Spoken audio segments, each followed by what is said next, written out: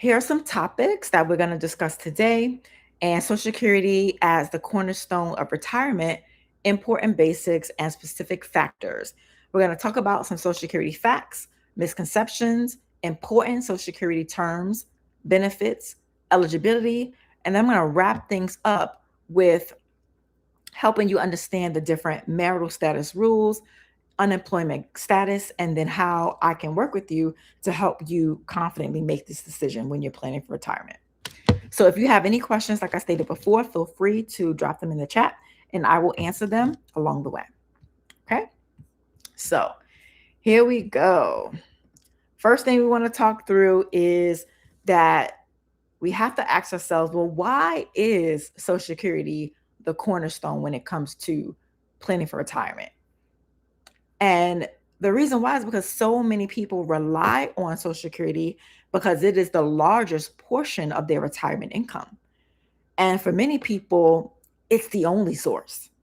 And so, we work. I don't know about you guys, but I've been working since I was 14 years old, and we're contributing to the Social Security fund.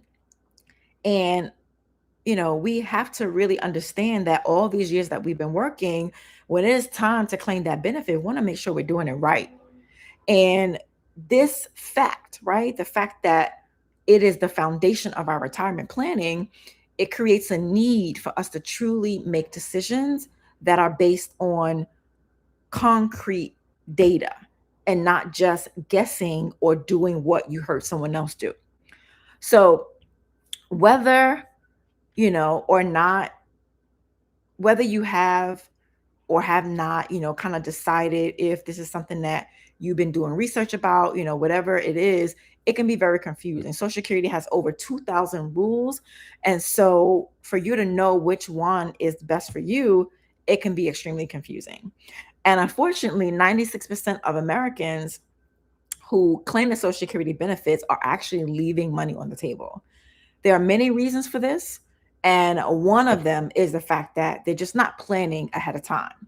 And so it's very important for you, since you're on this live with me, a registered Social Security analyst, that you consider, well, what is my plan? What am I doing to ensure that I'm not leaving any money on the table for me and my family because I worked so hard all these years?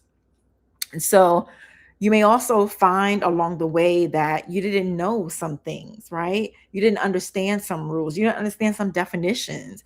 And that's another reason why people leave money on the table. So, you can go online, you can do research, and you might find conflicting information. And maybe some of the information you look up, the data is old or it's outdated. And, honestly, sometimes the information we find online is just clickbait, right? It's just that, oh, hurry up, look at this. And then on the back end, they just want to sell you something. And so we have to be careful that we're actually going and listening to reliable sources when it comes to planning for retirement, because some of the things we find could be misleading. And so, as a registered Social Security analyst, I actually studied in order to achieve this certification, to receive the certification. And there are other registered Social Security analysts out there, not enough. So many people need the help that we offer, but I want you to know that I am qualified to give you guidance in this area of your life. As for, other avenues, to help when it comes to Social Security administration by law, they are unable to answer any personalized questions that you have with your specific scenario. And that's just what it is. And I don't know if you've experienced it, but sometimes, you can call at 11 o'clock and you call again at 3, ask the same question and get two different answers. Okay. And so we have to, again, make sure that we are relying on credible sources when it comes to this information because it's such an important decision. So, where can we go to get the help that we need? I'm glad you asked. And so, like I stated, registered Social Security analysts are the go to in this space because we understand the rules and we can help you navigate this extremely important decision. All right. So now we're going to continue and talk through the different types of benefits you could receive. So many people don't realize, but Social Security provides so many different benefits. And one a lot of people are familiar with is, of course, the retirement benefits. but it also provides spousal, ex spousal benefits, survivor benefits, benefits for minor, disabled children, disabled adults. And each of these benefits have different criteria as far as how you are eligible in order to claim them. And so, with that said, you might even be eligible for dual um, duality, dually entitled, right? You might be able to get two types of benefits at the same time. And so, with that said, I want to be there to help you navigate that space again so that you are not leaving any money on the table. So, it's important for you to know how it all works, when you can claim, and do you get one? Do you get both? What happens if you wait? Like, how will all of these things coming into play is what we need to figure out. Social Security is also a great dependable income in retirement. It provides monthly benefits that also increase each year with the cost of living adjustment. And we're going to talk about that a little bit more in detail later. But with the cost of living adjustment, it just simply means that the benefit that you start with is going to increase over time. And, all of these factors is why we need to make sure that we are planning, that we are clear, and that we are having clarity when it comes to these decisions. So, these are the things, to start thinking about when it comes to some of the basics around Social Security and how that impacts you and your family. So, now, I'm sure you probably heard that Social Security is running out of money. If you have heard that, drop a one in the chat. Okay. If you've heard that the Social Security fund is just running out of money, drop that in the chat. Drop a one. And so I'm sure that you might have heard it online, maybe an article, news clip. You've read something, heard something, watched the video talking about how it's going to run out of money. Well, the biggest misconception about Social Security is this one. This is the biggest one. And I'm here to help you understand how the system works so that when you speak to your friends and family, you can educate them as well. So when Social Security started in 1935 by President Franklin D. Roosevelt, he intended on Social Security being a pay-as-you-go system. Those of you who are paying into the system while you work, eventually those who are collecting are contributing to that as well, right? So those who are paying into the system while working are paying for those who are also collecting. And remember that out of your employee checks, you are contributing 6.2% into Social Security taxes. And many of that actually goes into Social Security Trust Fund. Social Security to this day is still a pay as you go system. And those paying in now are paying those paying in now and paying for those who are collecting. Okay. And the Social Security first started with 40 people and we're paying in for only one person to collect. But today, because 11,000 people are retiring every single day, only 2 to 3 people are actually paying for every one person who is collecting. So it went from 40 to 1 to 2 to 1. And this is why the Social Security Trust Fund, there's talks of concerns about it, right? This is the reason why. However, what we're experiencing right now, it happened before in 1983. Social Security is facing a shortfall, and in 1983, an amendment was created, and many key changes to that system that were supposed to help prolong the system is why we actually still have benefits today. So in 2000, because it was passed in 2020, and Social Security is now going to pay full benefits until 2034. That is something that they are, all slated to do. And so these changes far exceeded what was supposed to happen. They only planned to go to 2020, but it's actually going to make it to 2034. Social Security is still a pay-as-you-go system, and it covers 80% of benefits paid. The additional 20%, which is the surplus that the trust fund has, is what is being depleted by 2034. So I want to repeat that. 80% of your benefits comes from the pay as you go portion, and 20% of it comes from the surplus in the trust fund. So the trust fund amount is what is slowly decreasing and eventually potentially going to deplete. So even if Congress makes new changes like they did in 1983, Social Security still will pay everyone across the board 80% of their benefits, which still creates a need to plan, and perhaps even more so now than ever. Okay. So I'm just going to recap that because I know it was a lot of information. Basically, you don't need to be concerned about the benefits going away where you'll not get Social Security. If anything, you'll only get 80% of your benefits. Now, is that a big deal? Absolutely. 100% versus 80% is a big deal. However, with all that said, all the more reason why we need to be locked in, educating ourselves, speaking with experts so that we can plan. All right. So, again, drop any questions you have for me in the chat. I want to make sure I answer them at the end. So make sure that you do that. Okay. All right. We're going to go on to our next slide. So as you can see, 3 out of 4 are concerned that Social Security will run out of funds in their lifetime. Again, this happens because of all of the news and media and clickbait articles that are out there, really just fear mongering people. And so, remember that this pay as you go system will exist, and it's finding ways to continue the 20% surplus and still have 100% benefits available for people like me, for example, right? Currently, I'm 47 years old, and this is something that I am definitely paying attention to because I want to make sure that I receive 100% of my benefits when that time comes for me.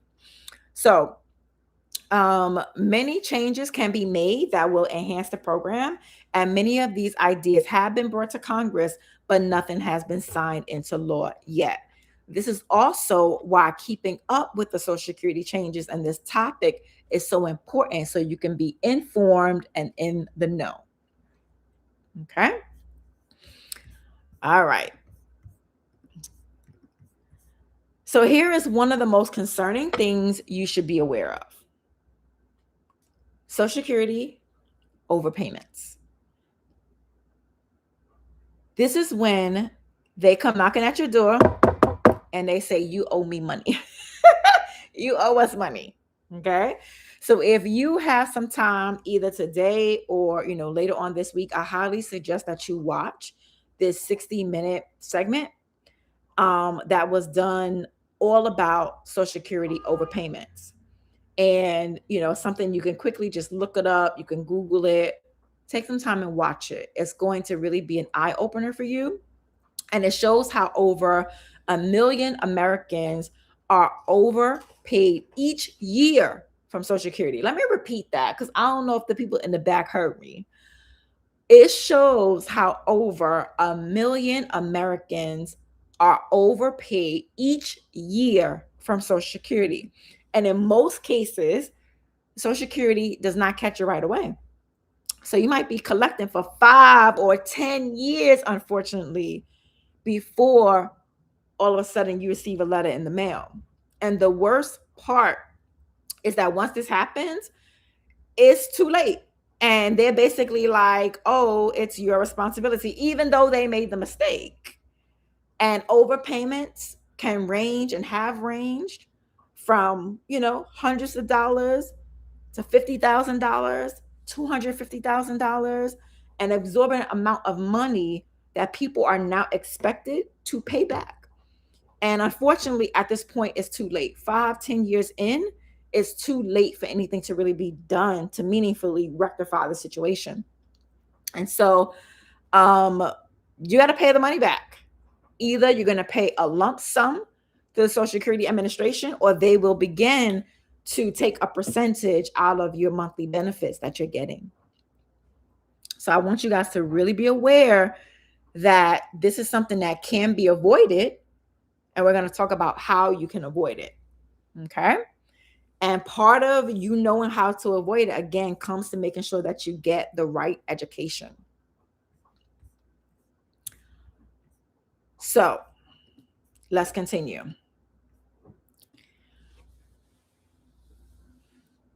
So we got to talk about optimizing our benefits. And the question is, how do you make the right decisions as it relates to your unique situation? And once you understand some Social Security basics and complexities that will impact you, which we'll get into in a few minutes, and the other factors that go into your decision making. This includes understanding your other retirement income, your expenses, any debts that you might have.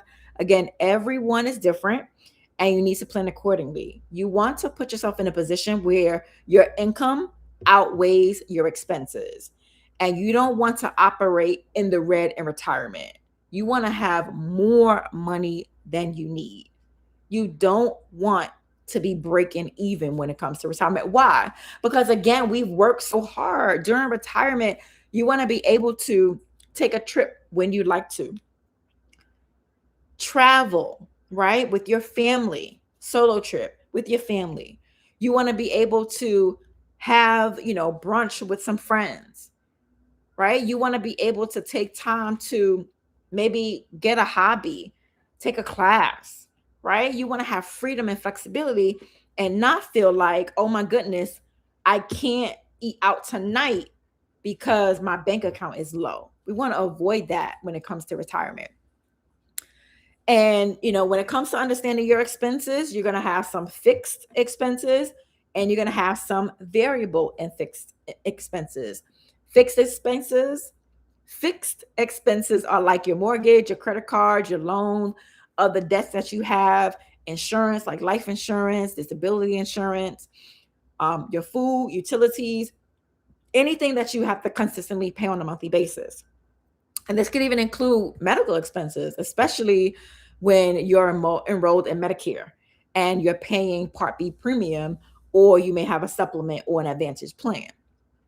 Now, your variable expenses that you may or may not have, and depending on how you want to live in retirement, this varies person to person. So, like I stated before, you might want to travel, you might want to go shopping, vacation, hobbies, all the things. You might want to be doing all that in retirement.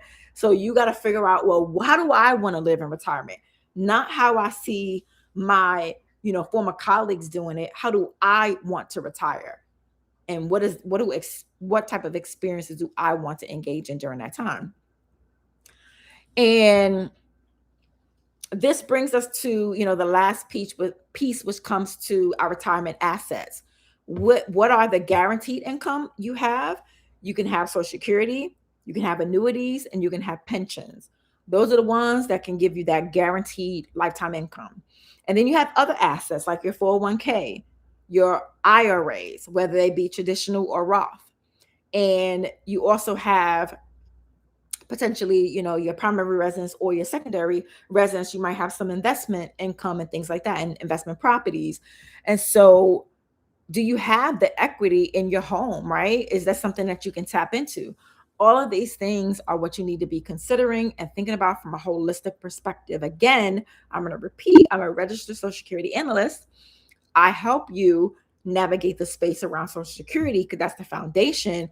And then we take it a step further and I help you look at your overall retirement plan and make sure that you are all set when that time comes. All right. So now we're going to go through some basic Social Security terms. Social Security has so many terms, so many things you need to understand.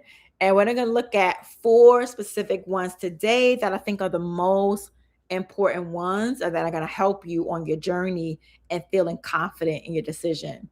So as we go through these terms together, I'm going to point out what they are, what they mean, and why they're important. And these terms are full retirement age, primary insurance amount, delayed retirement credits, and cost of living. We're going to talk about these today and clarify what they mean. So I know you might have heard of these terms before, but it's also helpful for us to have a conversation about them because sometimes we can overlook or miss the details in each of these terms. So in the next few slides, we're going to take some time to go over these 4 terms together. Let me know where you guys are tuning in from, by the way. And also, how far are you from claiming your Social Security benefits? Let's have some dialogue in the chat. All right. Oh, let me change this slide. I got two things going on here. Okay, here we go. So we're going to talk about full retirement age first. So your full retirement age, what you see, the acronym is FRA. That's what we're going to reference it as for short sometimes. It's the age when you receive your full unreduced benefit amount. And it is 100% of your benefit based on the year that you were born. And you may know what your full retirement age is already, or you may have watched one of my videos where I explained it. And if you don't know, you can look at the chart. Okay. So anyone born between 1943 and 1954 has a full retirement age of 66. And then it incrementally increases by 2 months from 1955 through 1959. And anyone born in 1960 or later, their full retirement age is 67. Okay. So take some time, look at the years, drop in a chat, and let me know when is your full retirement age.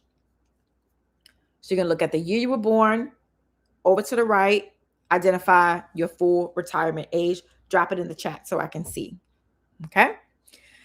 All right. So now let's talk about why this age is so important and some things you need to know. The first thing is that you will receive your primary insurance amount at your full retirement age, which is another important term that we're going to discuss a little bit today. Your primary insurance amount is also known as your PIA. And your PIA is the monthly benefit amount you will receive if you collect your retirement at your full retirement age. And this amount is what your benefit is based on. And again, is your full retirement benefit. So the PIA equals the amount you get at your full retirement age. Now, this PIA is used to calculate how your benefit fluctuates if you claim your benefits before or after your full retirement age. So if you claim before your full retirement age, you're going to get reduced benefits. And if you claim after, you're going to get increased benefits. So there's three other components that make up your full retirement age that are important to know, which is the earnings test, also known as the earnings limit, the 6-month retroactive payment, and the ability to voluntarily suspend your benefit. The earnings test or limit, which we'll discuss a little bit more later, has to do with how much money you can earn while you're still working before your full retirement age. Okay, so hold tight and I'll share more about that. The 6-month retroactive payment option is the voluntary suspension option, and also strategies that we'll discuss a little bit later on in this conversation today. All right, here we go.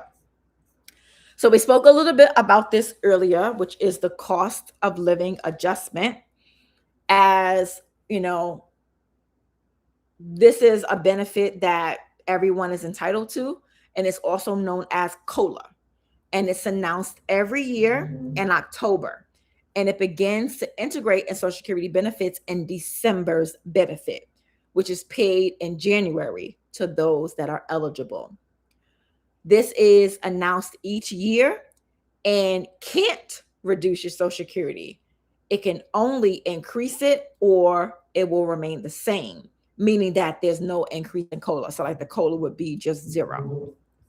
So the COLA applies to retirement benefits for anyone who is 62 years old and older, whether you're collecting benefits or not.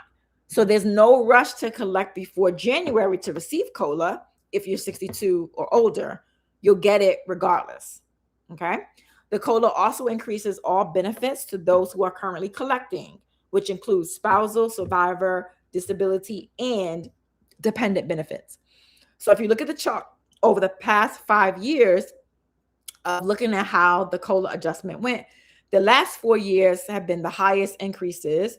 And that we've had. And again, it's important because COLA increases, they compound year after year. And so this could definitely really impact your benefit over time. So this also raises the question, should I take Social Security early and invest it? In most cases, it wouldn't really benefit you to do that because the Social Security retirement benefit already increases 8% each year after your full retirement age, and that gets compounded too with COLA. So that doesn't really make much of a difference. Okay. All right. Let's see how we're doing. Okay, so now we're going to talk through the different types of benefits that we're entitled to. Those of you who are just now tuning in, again, welcome. My name is Lamecca. I'm a registered Social Security analyst. I'm also a financial professional. My goal today is very simple. I want you to understand how Social Security works so that you can be confident in your decision, and I'm here to guide you along the way. There are so many rules and so many things that can impact your decision. I'm here to help you navigate that space so that the foundation of your retirement planning is set with Social Security, and then we can have a conversation about your other retirement planning needs as well. So now we're going to talk through again the different types of benefits. There are 5 main types, and these benefits are some things that you might be eligible for, some you may not be eligible for, but it's good for you to know because you might have a conversation with someone, and based on that conversation, you can say, oh, have you considered claiming for these benefits, right? So I want you to be still paying attention, although these may not all apply to you. Okay.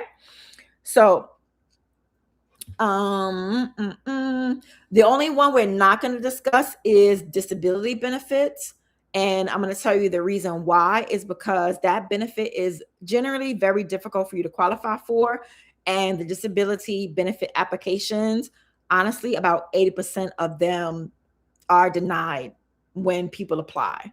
And so we're not going to spend some time on that. But, feel free, you can reach out to me and I can point you in the right direction if you have specific questions about disability benefits.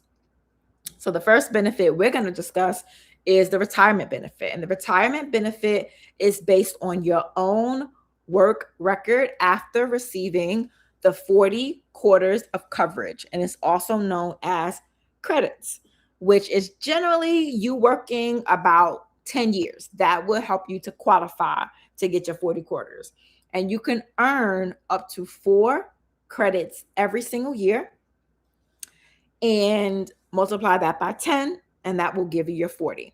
A spousal benefit is the benefit that's based on a spouse or ex-spouse's earning record. So not your own, but your spouse or your ex-spouse. And as a spouse receiving this benefit, you don't need to have enough credits to qualify.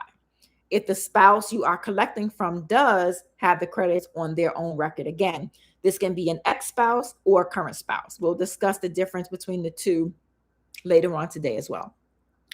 For survivor benefits, this is the case where you're going to get benefits and it's based on a deceased individual's work record. And that benefit includes survivor spouse, ex-spouse, and dependents who are eligible and meet the criteria to receive those benefits based on the person who passed away. And we're going to discuss the difference between those later on as well. So the last benefit is dependent benefits. Dependents include biological children, adopted children, stepchildren, and dependent grandchildren. These children do fall into different eligibility criteria, which we're going to discuss. But one thing you need to know is there's something called the family maximum, which limits how much in benefits Social Security will pay out based on one individual's earning record. Okay. All right. So here we go. Calculating Social Security benefits. So this is going to help you understand how your benefit is calculated. And one of the biggest misconceptions around this is that some of you may already know or not know, but some misconceptions are that people think it's based on your last 3 years of work.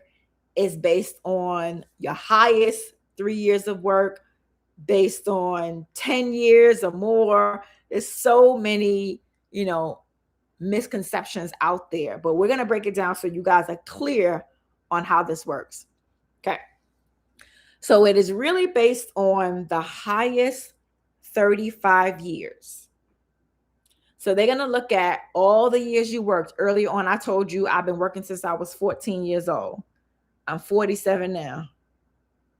You guys do the math. How many years I've been working, right? And so what they're going to do is look at your total 35 years of working.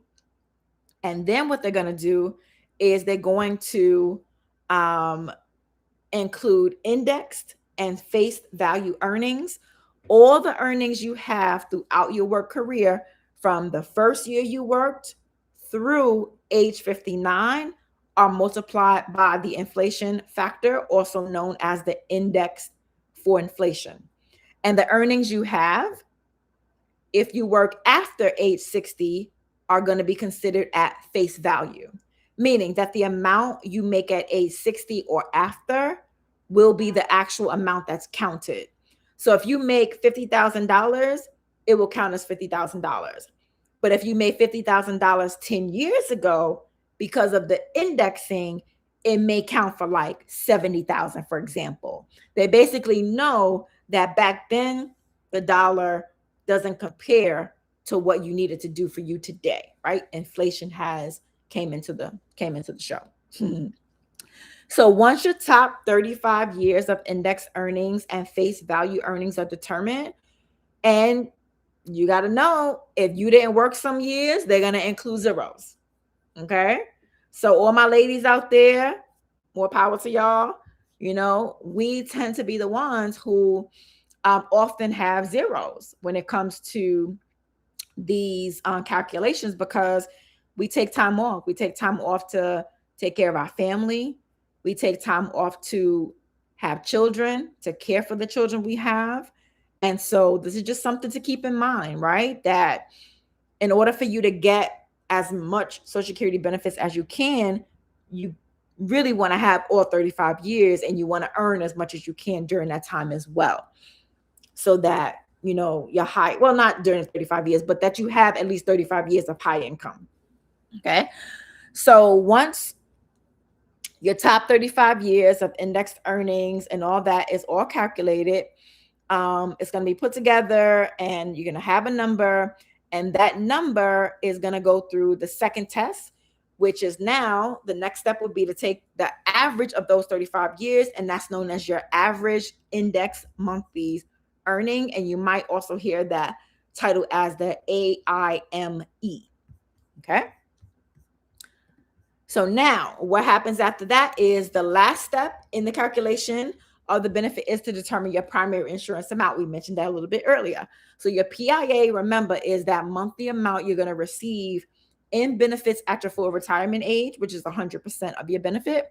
So that is why your full retirement age and PIA are so important, because your benefit is based on the PIA amount. So how do we get the PIA? The first thing to look at is your Ben points. And each year, the Social Security Administration comes out with Ben points automatically. And so the Ben points that were used are based on the year you turn 60, the year you turn 62.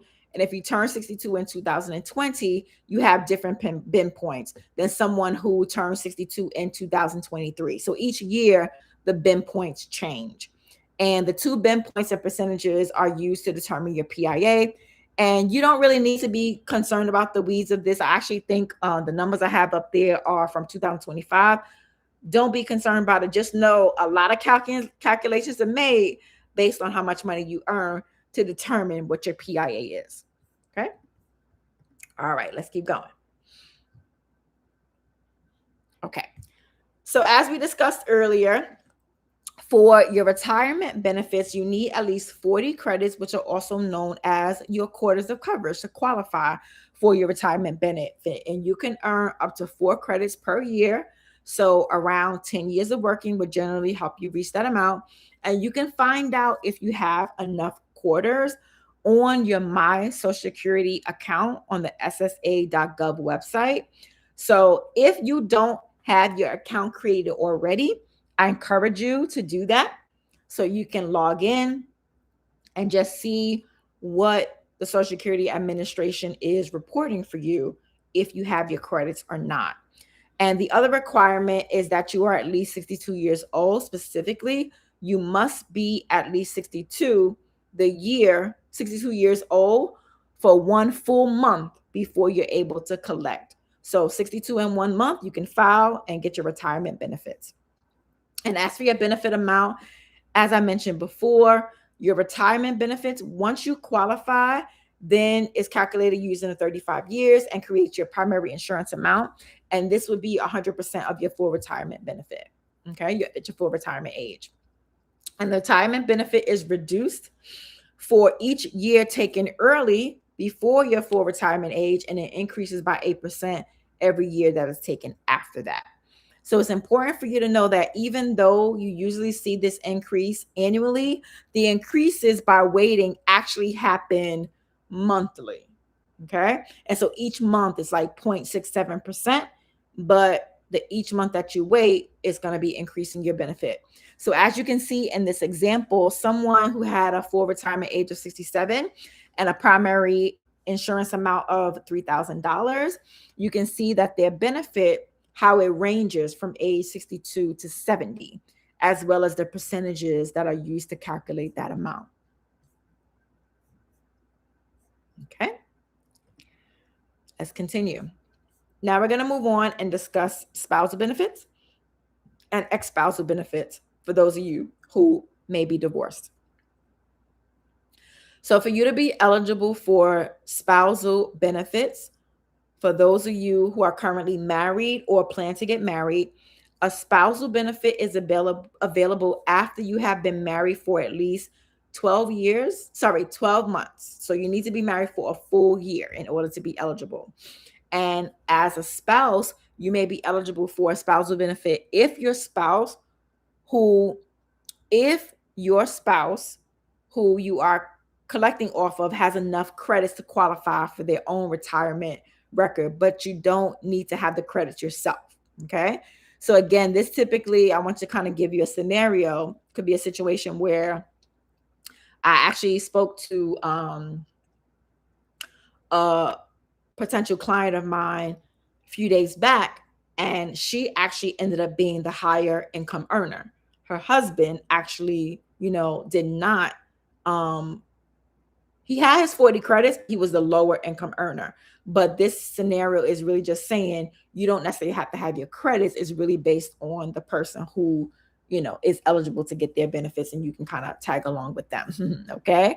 So you should also know that by collecting a benefit from another person's record, it does not take away anything from their benefit in any way. So it's not negative. I don't want you guys to be weirded out like, oh my gosh, am I affecting them? No, this is how it's set up. Take advantage of the system. Use it to benefit you.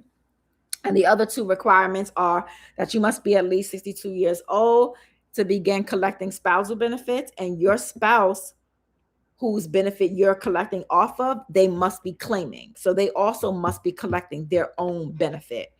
And you can't collect unless they are collecting. Okay, that's a very important point that a lot of people miss. So I want to make sure I emphasize that for you all tonight. All right. So as far as the benefit amount, a spousal benefit is not based on a spouse's or ex-spouse's benefit amount, but it's based on their PIA. That's why I kept trying to help you guys understand the distinction. That is what this is based on, the PIA. So a spousal benefit may be up to 50% of a spouse's or ex-spouse's PIA and reduced if it's taken earlier. The biggest difference between the retirement and spousal benefit is that the retirement benefit continues to increase through age 70, but the spousal benefit does not increase beyond full retirement age. You could look at the chart and see what I mean. When you look at the chart, you see that benefit is $1,500, $1,500, $1,500. Once you get to the full retirement age, it's capped at the 50% and it's not going to increase anymore. Divorce benefits work pretty much the same way, but with a few differences in who's eligible for them. So you have to have been married to your ex-spouse for at least 10 years, and your ex-spouse must be 62 years old, and you must have not remarried. Okay. And there is another rule that applies to ex-spouses benefits. If you have been divorced for at least 2 years, and if you have been divorced for less than 2 years, your spouse must be collecting. But if you've been divorced for more than 2 years, then they don't need to be collecting for you to get your benefits. Okay. And that's bulleted for you on the presentation so you can see what I'm explaining to you right now. We're going to move on and talk about dual entitlement now. As I mentioned earlier, if you have questions for me, feel free, drop them in the chat. I would love to answer them for you. And I see you guys are enjoying the content. I see some thumbs up. Thank you so much for that. I appreciate you. We're going to continue. So if you are the lower income earning spouse, but you still qualify for your own retirement benefits, meaning you've gotten your 40 quarters, okay? You may be entitled to dual benefits. So this means that you might be able to collect your own benefit, but also get a spousal benefit as well. And the reason why I say your own benefit and a spousal benefit is because they are separate and you might be eligible for both. But it's important for you to know that if you are entitled to both, you will not receive both combined together. But instead, you're going to get the higher of the two benefits. If your own retirement benefit is higher, then you're going to receive, if your own retirement benefit is higher than what you would receive on your spousal benefit, then you're going to get your own. If you're eligible for a spousal benefit and that one is higher than yours, then you'll receive a portion of your retirement benefit and something called a top off. And we'll get to that later. So, for example, let's say your spouse's primary insurance amount is $2,000, which means at your full retirement age, you can collect $1,000 spousal benefits, which is 50% of their primary insurance amount. However, your own primary insurance amount is $500. So theirs is $2,000, yours is $500. You will not receive $1,000 in spousal benefits and your own benefit of $500, but you will receive $500 of your own, and the remaining $500 will come from the spousal benefit for a total of $1,000. Let me wind that back for you. You're not going to get your benefit plus $1,000. You're going to get your benefit and whatever the difference is to meet up to the $1,000, which is half of their PIA. So that would be 500. We're using 1,000 and 500 because the numbers are very simple for you to kind of see the concept. So again, keep that in mind. It's called a top off. You're not going to get both.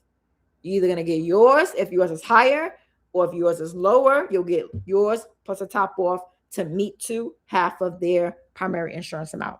If y'all got questions, just drop them in the chat and I'll feel free to answer them later on. All right, let's go on to survivor benefits. Okay. So for survivor benefits, this benefit is the one that most people fail to collect. I'm going to say that again. Most people who are entitled to survivor benefits are not collecting them. A lot of it is they just don't even know they can. They don't know they're eligible to. Okay. And so the survivor benefit, based on the Social Security Administration website, just the criteria, some people they just don't understand, and so we're going to talk through that today. So survivor benefits is based on the higher earner's benefit. And if the higher earning spouse is the survivor, they will continue to receive their own benefit only. But if the lower earning spouse is the survivor, they will inherit the benefit that was higher. However, just like the spousal dual benefit entitlement that we discussed a few minutes ago, the same thing will apply. It will be a portion of their own retirement benefit and a portion of the survivor benefit. So it's important for you to know that a survivor benefit is generally based on the amount that the deceased is collecting or would have been collecting at the time they pass. However, this is just a general understanding of survivor benefits, and the amounts can get tricky, so it's important for you to understand and have a detailed conversation because these can vary case by case. Survivor benefits also have different full retirement age.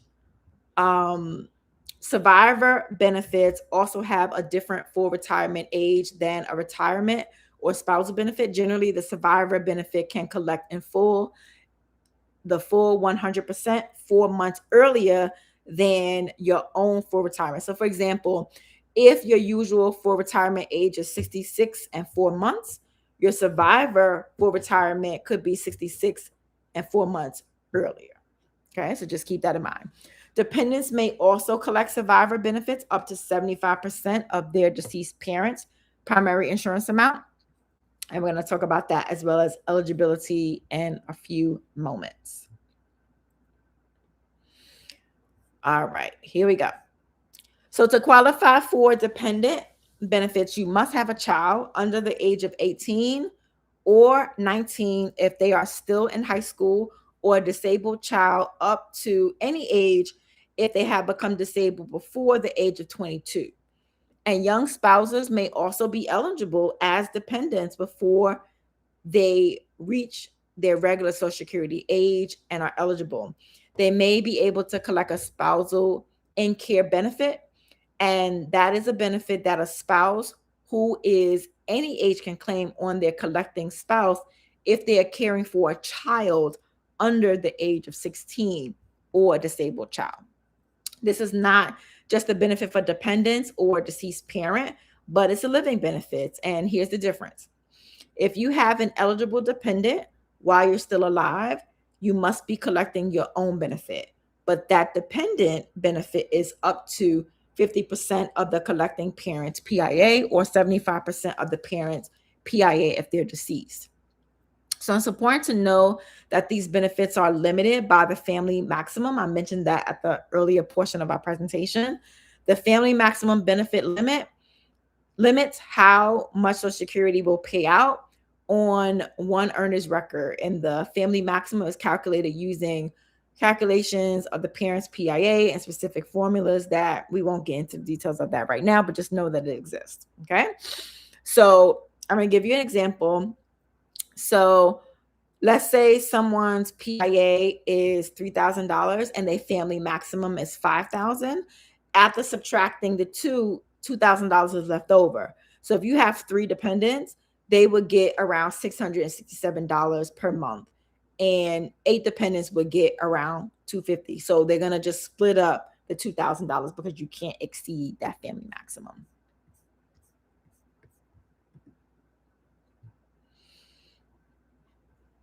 Okay.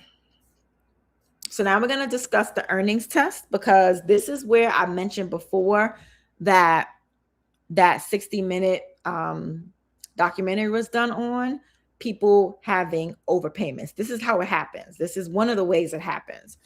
So this is the last topic we're going to discuss today before I give you some details on how we can have even more confidence in this decision around Social Security claiming.